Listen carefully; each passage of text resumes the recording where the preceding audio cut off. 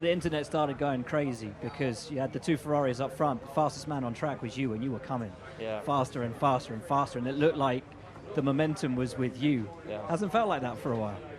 It hasn't felt that once this year, so it feels.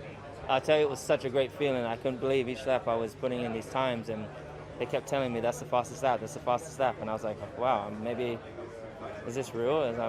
This feels great, and that's something we've been working towards for so long, and it's taken. I mean, it was the 10th race, so been really tough before that. So I still don't think we necessarily we're exactly where we want to be, like in terms of performance, but that's a great improvement for us, and I hope that it continues.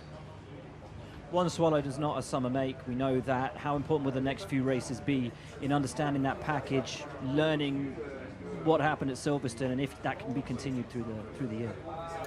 I think we understand the package. I think it's about development. We've got to bring more upgrades. We've got to continue down that path. We've got to keep making mods. That part is very, I would say, in this period of time, development's most crucial, because now we're actually. In the past, we had development coming, but nothing really adding to the car. It never fixed the job, did the job. And now we're starting to see some of the things actually work and correlate to what we're seeing back at the factory, which is a relief for everybody. But we still have bouncing, we still have things that we need to rectify. We saw a wonderful battle as well, of course, between the three of you guys.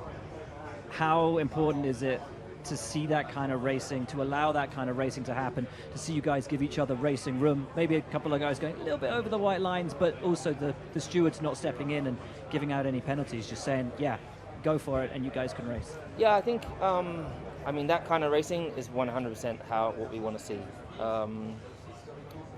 I do think they need to be black and white with the rules in terms of going over white lines and stuff and catching, gaining advantages, for example. Like you shouldn't be able to go off, like cut the inside of a corner and pass somebody that's also outside the track, that was ahead. But other than that, I think it was really great, a great balance, and maybe it doesn't need to be penalties, but it should be a warning, or you have to give that place back perhaps, or something, whatever it is. But still, I think it was just such great racing. We need to see more of it, and I really hope that's like one of the first great signs of great racing coming out.